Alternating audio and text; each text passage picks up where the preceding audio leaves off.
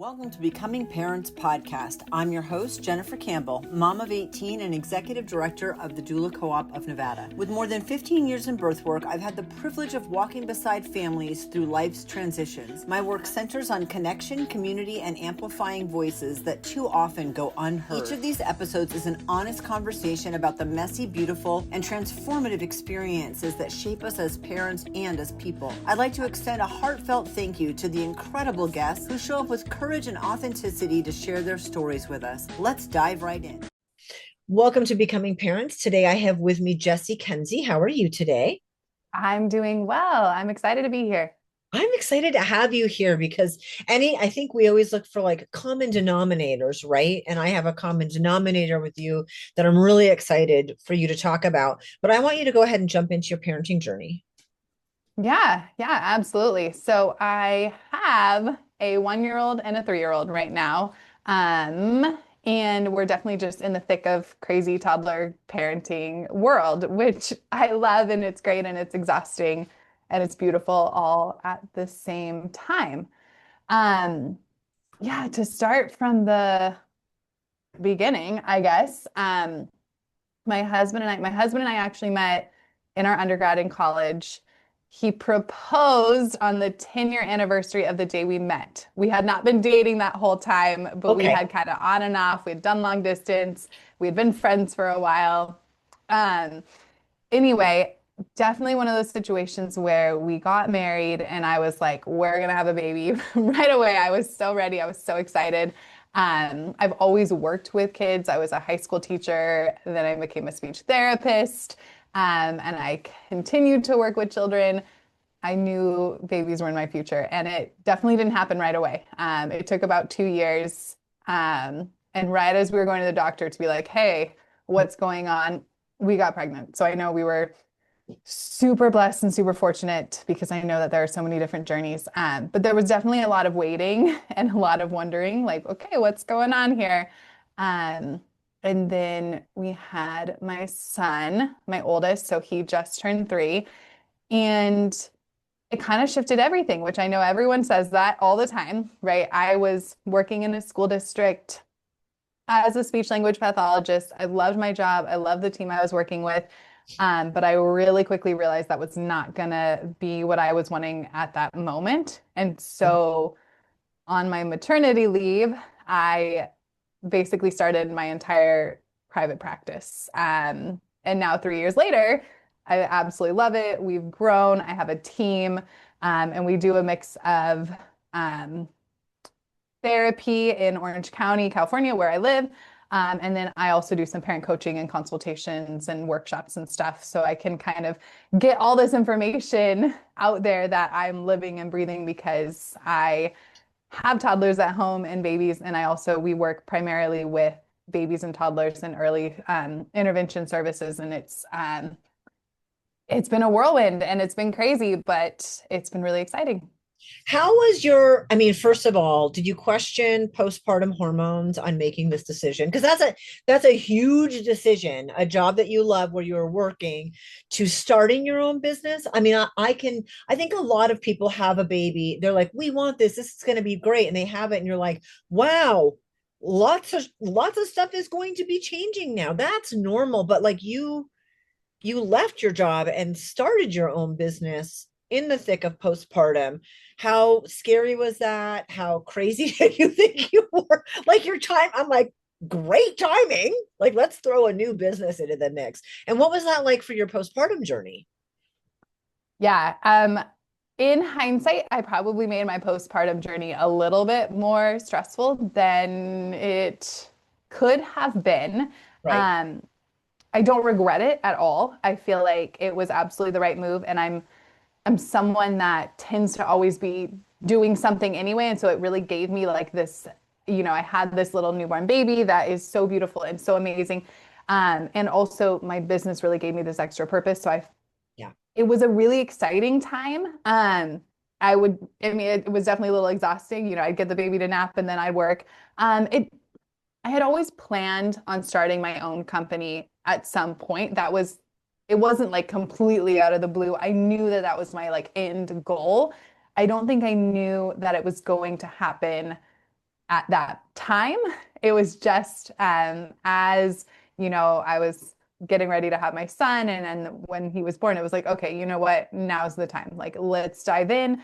Um, because I want to create this life that I'm really wanting where I can have, I can really be super present with my son, and I can also build this company that I'm just super excited about and super passionate about. And it definitely was a whirlwind. It definitely caused some times when, everyone's like, sleep when the baby sleeps. And I'm like, well, okay, cool. But I'm also starting this business. So I'm going to work on that too. So it definitely was a crazy time to do this. But I also feel like maternity leave gave me a little bit of a backup almost plan. Like I was able to do this on my maternity leave, which again, I don't know that I would recommend for everyone, but I was able to kind of do this while I already knew I was going to be off work. So I didn't have to like quit a job to start a company and just like hope for the best. I did have a couple months of my maternity leave to like start it and give myself time to kind of say, hey, like let's just see if I can make this work. Like let's just see what happens. And so it was a crazy time to do it. And also it was able to take a little bit of that pressure off because I was able to start a little slower and just see where it took me. And then obviously as the company grew, um, that just validated like, hey, this is the right step. You mentioned that you do, I'm calling it infant learning. That's not what you said, but like you do preventive. So I had a son who's 23 now, and he was born 6 weeks premature. And so at 5 months old, that was the earliest you could get him into the infant learning program. Is that kind of what you're talking about? That you So yes, we prevention? see children in that early intervention setting. There are like early intervention teachers and basically if through evaluations and through like talking to your pediatrician, it looks like they have some speech and language needs, then yes, we would see them as like the youngest we tend to see kiddos is about like 1.5. If they're not quite talking or if they're not really understanding what you're saying, then we can kind of come in and start just supporting them, early too. Yeah. I thought it was crazy because like I didn't understand it. I did it. I got on the list and I got in and they came to the house because anything that can bridge the gap, if there's a gap there, because at 5 months I'm like, yes, is he sitting up on time or rolling over on time or is he starting to crawl or all of those things? But they were specifically doing like a preventative medicine program, knowing, I guess, with premature babies that the risk is higher. It was the coolest thing ever. And he did have speech problems his entire life, and it's affected his entire life. So that's really, I think that that's really interesting. That the things you don't know until you're exposed to them. I would have never even known to ask, like, is there any infant learning programs for my baby in case there's a gap? It was, you have to be told, Mhm. hey, there's this program that you qualify for because of the prematurity. Just interesting stuff. Um, what was it like going through the second pregnancy? And if you have a 3-year-old and a 1-year-old, you're like due to be pregnant, and you have only boys. So I I have want to throw only a lot at boys. you. Yes. So yeah, 1-year-old and 3-year-old.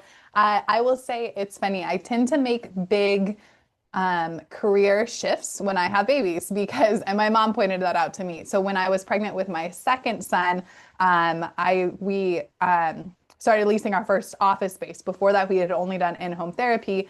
Now we have like a brick and mortar office, and then we also still do in-home therapy. So that was my big, my big change that came with having my second son.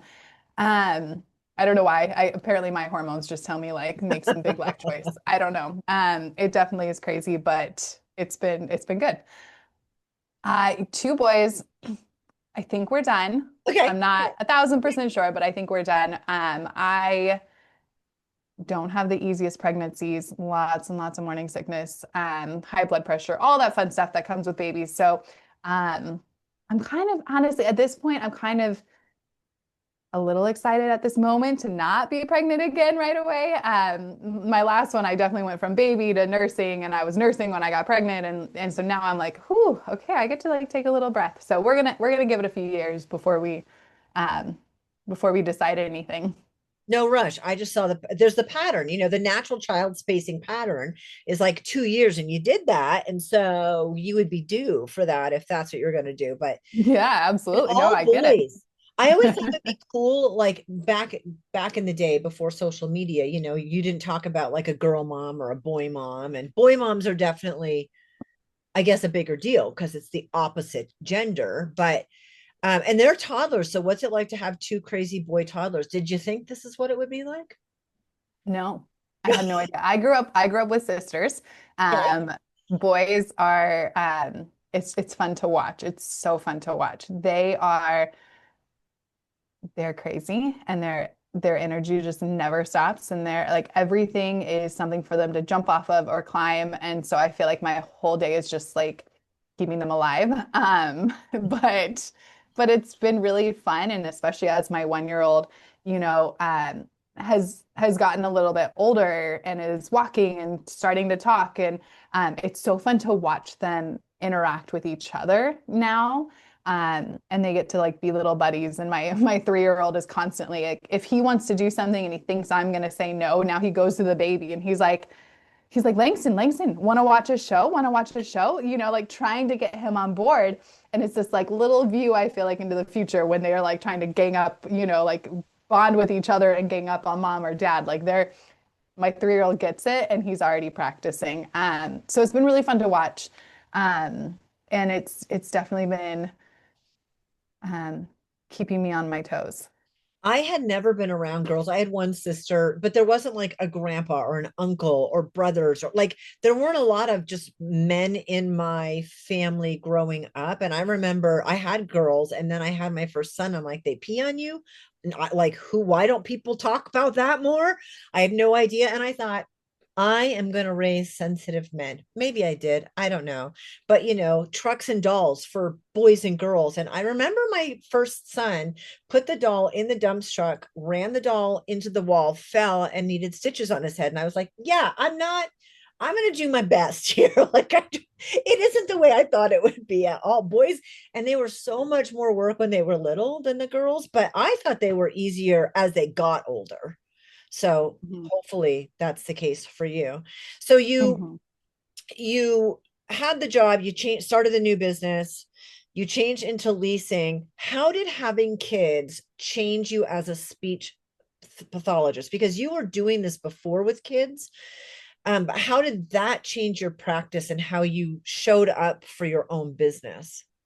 Yeah, I feel like it's so helpful for me to be in the exact same stage of life right now as so many of the families that I work with because we do so much early intervention. We're going into families' homes all the time. I'm getting right in the middle of their toddler chaos, and they're kind of in that really same position. They have 2 year olds, they have 3 year olds, and they have maybe a new sibling or they have older siblings. And so you're coming into this environment. And I think sometimes families are really nervous, like, oh, they're gonna judge me. Like, what if I didn't do my speech homework? Or, what if they come in and the house is messy? And it's really nice for me to be able to come in and just be like, goodness gracious, I get it. Like there's no judgment here. I left like a tantruming toddler to come here and your toddler's tantruming. Like we are like right on the same page. So that's been really helpful. And I think seeing my own kiddos, and even like I'll say this even with like having my second, watching their language grow and change and how they learn language differently. With me, I have, they both have a speech pathologist as a mom. I'm doing pretty much the same things, but they've both really picked up language differently and like pulled out different, like I always use baby signs. I've always kind of I talk really similarly to them, but they've both kind of picked up different things in different ways. So it's fun to see that. And I feel like that's really helpful when I engage with families because I can say, like, hey, look, maybe your kiddo's not learning this way, but like I can see them learning this other way. Um, and so we get to pull on those strengths that I think before I became a mom, it might have just been harder for me to catch. And I'm not gonna lie, it's way easier for me to give like examples as I'm giving a test or give realistic strategies to parents because I'm just living it every day and it's a lot easier for me to come up with them. Yeah. I was going to ask you about sign. I use sign with all of my kids. They signed before they spoke. And I did it one to communicate earlier with them, but also I felt like when I was in public, if I needed to, and I only knew like 50 signs, but I felt like in public, if I needed to share something with them, I could do it in sign and almost no one else is going to know what I'm saying or even notice that you do it. But I remember being like, sit, like sit Mhm. down and whatever, and telling them, please be quiet or thank you or whatever. Just basically one or two word commands because they pick it up super fast. How helpful is that with speech? Yeah, so I really encourage those baby signs, and it's definitely not ASL. This is like that condensed kind of baby version.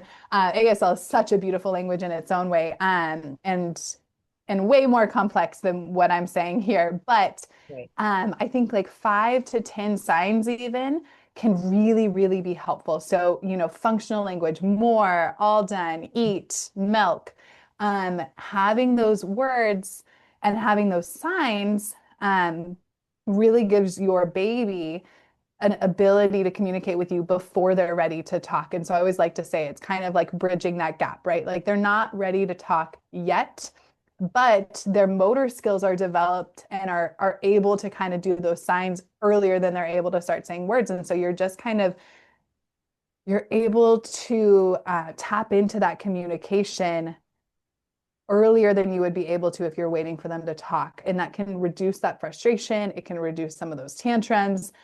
And it also shows them, hey, I can communicate. This is really meaningful to me. And it can help kind of bridge that gap to starting to talk. More, you're going to get more all the time. That Oh one. yeah, all the time. Cookie, More. the sign for cookie. It's the universal Yep, sign. cookie. Same with sugar.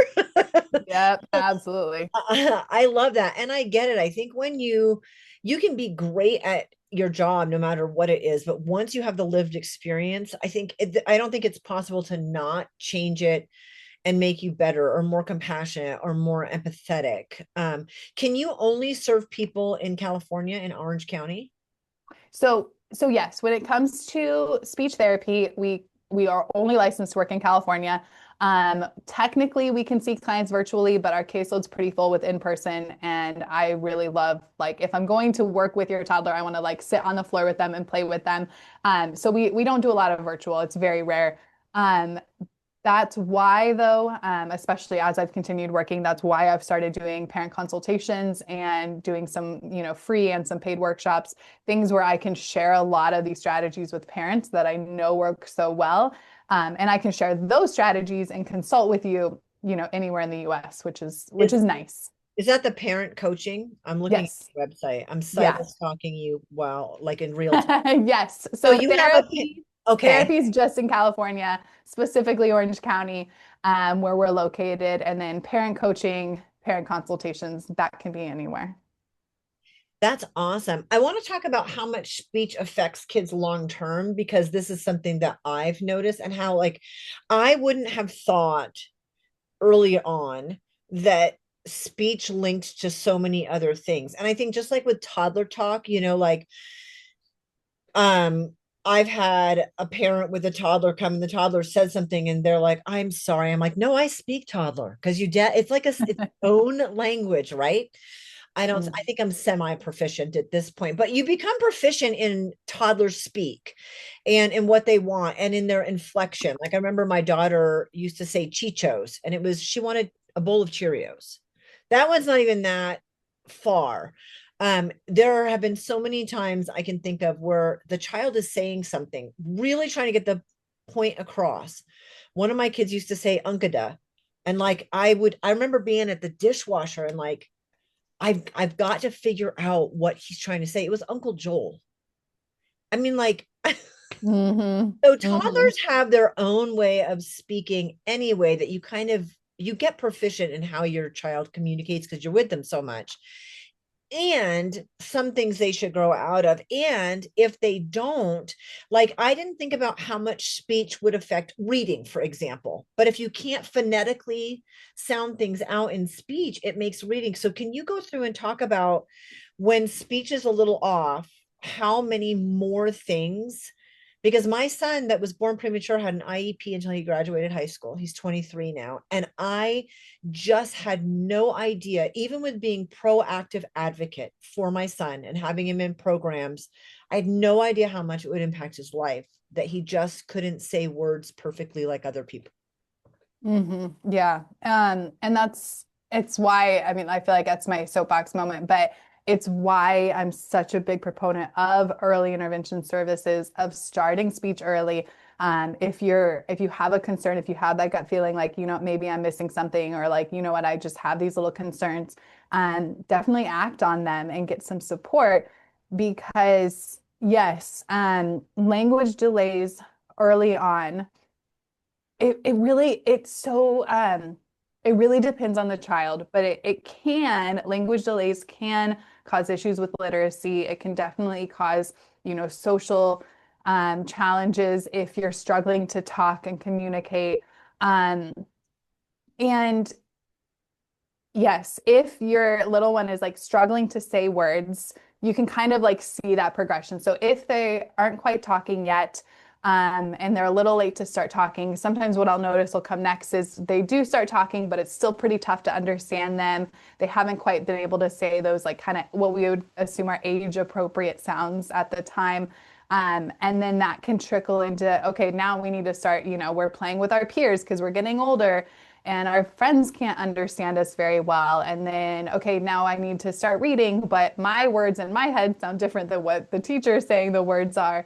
And so it definitely can kind of keep trickling, which was just challenging. So I always recommend early intervention as much as possible. Learn the strategies, like it sounds like you did as a parent, to help support. And then obviously there's really are great resources like IEPs and things like that to kind of step in and help as your child gets older, if they need them.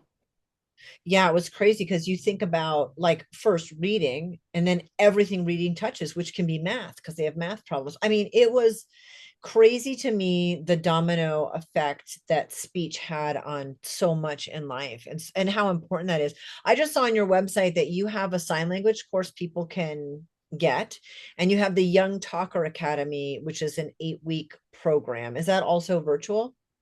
Yes, they're both virtual. So the baby science course is really just something that if you're interested in sign, you want a little more support, that's just like you can buy it, you can go through all the videos. I walk you through like my 9 favorite signs that you can start using right away. So that course is just kind of out there floating. The Young Talker Academy is an 8-week course for parents.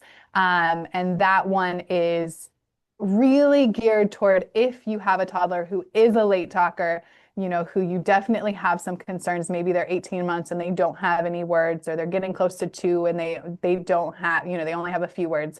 That course is really for you. If you want those strategies, you want to be able to know exactly what to do at home, then that's a great course for you. You also have the free guide, the toddler speech and language milestones. So a lot of the times, you're not sure what your kids are supposed to be doing when exactly, or the fact that if you can understand what they're communicating, there's not an issue with their communication. And that's the toddler speak, right? If you learn your child well enough, you can figure out what unkada means and Yes. of crazy for weeks. But you have the language milestones. You also have a blog, like your website's very comprehensive, and you have a blog. And I know I asked you earlier about, can you only see people in California, but you actually have a lot of support for people who you can't be in their home.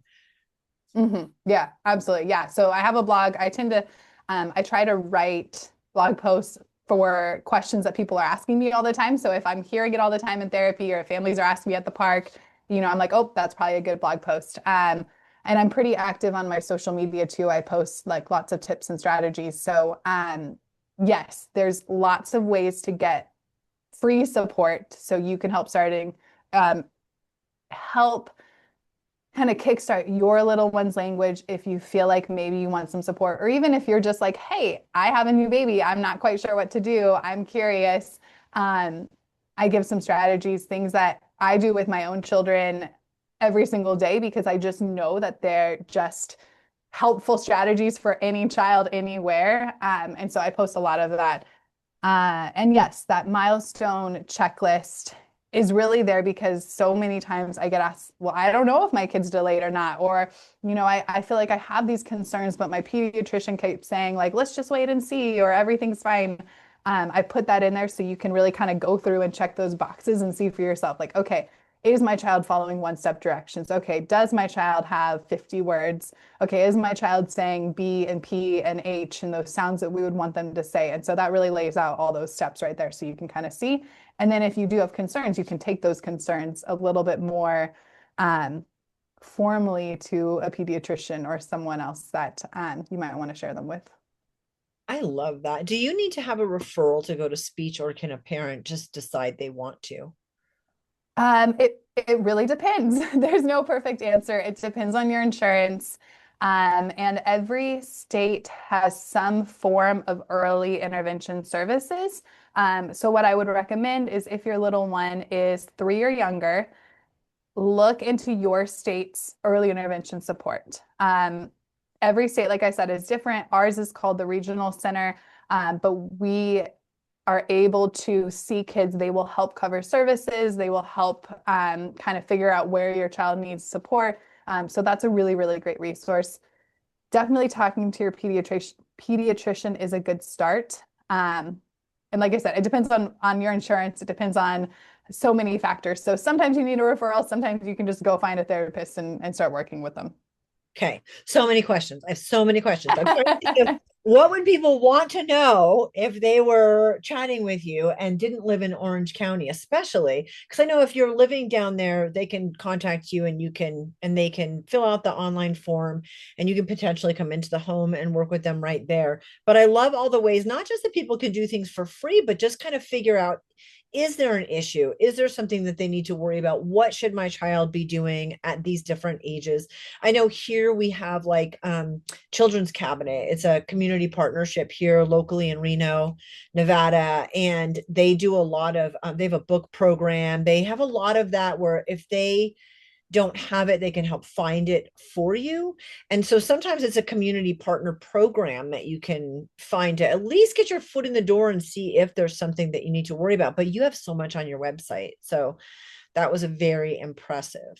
Have you ever brought your kids with you and used them? Like my first daughter was brilliant. She was in college and junior high school. Nothing I did. I don't know why. It's no pet, like she was just incredible, but I would have used her with other kids as an example of like sometimes kids can help each other better than we can help them. Have you ever used your own kids in therapy?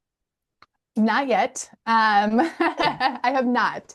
I feel like they are not ready yet. They may be more distracting than helpful at this stage, but I could see maybe that changing in the future. I think right now they would come in and they would just think like, cool, it's playtime and mom's here. And it would be challenging. But I have had a couple situations recently where I've thought, hey, like it might be really helpful. So I don't know, maybe we'll do like a play group or something in the future It would just and be really see. fun. Kids model after other kids. Not that parents can't do a lot, but there's definitely different energy when kids are modeling things with other kids. And I know, like my first daughter, I probably could have put her in any, but also one of my other girls, when we moved to Nevada and she was in kindergarten, there were a group of these other 3 girls who had limited English, and they put Gabby at the table with them. And I was like, why didn't you learn Spanish? Like, but basically they were matching kids together to model that so that they could speak English more quickly. And that's where I was asking that question from. But how fun. At least Yeah. options, play groups. Yeah. That would be a blast. Oh, absolutely. Yeah. Yeah, definitely. Jessie, thanks so much for being on today and sharing all of your experience. And I'm so glad that it shifted your business when you became a mom, and for the better. I think we're better at doing other things when we can relate to other parents. Thank you so much. Yeah, absolutely. Thank you so much for having me.